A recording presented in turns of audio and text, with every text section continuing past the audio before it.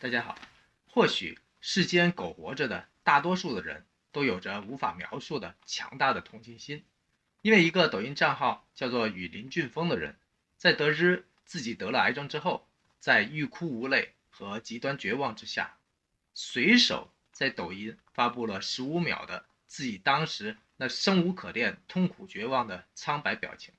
结果一下子他就大火了起来，仅仅2个小时而已，就有1000多个粉丝火速的围观上来，当晚还积累收获了8000多个点赞，非常的暖心。看来人世间痛苦的人还是太多了，因为想方设法去安慰他、鼓励他、共情他的人，其中不少都是同病相怜的癌症病友或者家属。他们在围观和点赞之余，分享着自己的故事和经验，期望着彼此的加油和鼓励。就在那么一瞬间，他仿佛感受到了无穷无尽的从天而降的温暖和开心。这份暖心和善意，让他甚至共情起了别人的不幸，甚至还忘掉了自己的烦恼和绝望。东窗未明晨梦苏，这种绝症面前的冰火两重天的感觉，没有亲身经历过的人绝对不可能体会得到。就像那部大火的人间世一样，镜头里的病人的复杂表情，医生们的绞尽脑汁，家属们的生离死别，让看过的朋友们都难免会寂寞到一种医院所独有的病痛和死亡双重煎熬下的敌苦愁烦当中。生与死的故事仿佛持续充斥在医院的每个角落、每段时间，从来就没有间断过。这种沉浸式的感觉很容易让人忘掉了自己所有的眼前的烦恼或者明天的重担，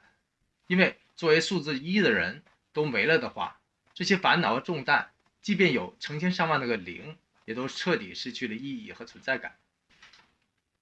半命结束半征途，一场从天而降的癌症，让这个雨林俊峰重新领悟到了3种前所未有或者说曾经忽略过的人生意义。第一，就是健康的重要性。当他待在这么一个病人们来来往往、生与死往返交替的医院里，接受着一种把整个肛门挖掉的手术，同时换上另外一个从肚子里开通的人造肛门的时候，他大哭了一场。这夺命的癌细胞把这么一个爱面子、有担当的大男人吓得完全虚脱了。从此以后，他的人生算是被按了重置键，在重获新生的同时，却又不得不换了个活法，那就是走到哪儿他都必须挎着个充斥排泄物的包。青云快活尚未见。第二，就是爱人的重要性。当他在癌细胞的阴影下备受煎熬的同时，跟他共同患难的老婆一夜之间也跟着白了头。这样简单质朴、相死相随的爱，夫复何求呢？对于他而言，44岁的职场尴尬期，广州皮具城的生意破产，沉重不堪的几十万的债务，如影随形的癌症的纠缠，没完没了的后续的化疗，每一样都仿佛千斤的重担，加在一块儿，更算得上是屋漏连夜雨，百上再加斤了。好在他有这么一个无怨无悔的身边人陪伴，让这些心理上的负担和压力显得那么的微不足道。只有活着，只有陪伴，比什么都重要。不得安闲度心湖。第三，就是每日的重要性。有意思的是，天总无绝人之路。他那些成千上万的病友粉丝，在他这里不仅找到了彼此的安慰和共鸣，更找到了活下去的勇气和动力。于是大家聊着聊着，就聊到了他的家乡随州，以及随州的花姑，还有花姑的生意。于是乎，绝望中挣扎的男人品尝到了一丝生活的甜蜜和阳光，开始了争分夺秒与时间赛跑的全新奋斗。这个在无奈中早已看淡生死的中年男人说，前面的路很短，只能抓住现在的一切，赶紧去奋斗，走的那一天才没有遗憾。他算是彻底参悟了一句话，那就是生死之外无大事。东窗未明晨梦苏，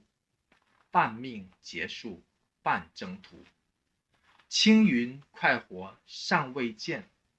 不得安闲度心湖。有时当我看到别人的痛苦，自己就难免有种感同身受的代入感。这种代入感和电影的代入感非常的类似，毕竟电影就是生活的提炼和升华，可以更快、更准、更容易地抓住观众的心。这就是为什么电影和情感永远都会绑定在一块儿，永远能够成为人类生活的重要组成。因为生活的开心只是一瞬，生活的痛苦往往是一生。在情绪低落的时候，我们都需要痛痛快快的来一场哭，来一场笑，把自己的烦恼和痛苦按一下重置键，时不时设身处地的做一回雨林俊峰。因为对于荒漠中走出来的人，什么水都是甘泉；对于苦难中熬出来的人，什么苦都不再是事儿。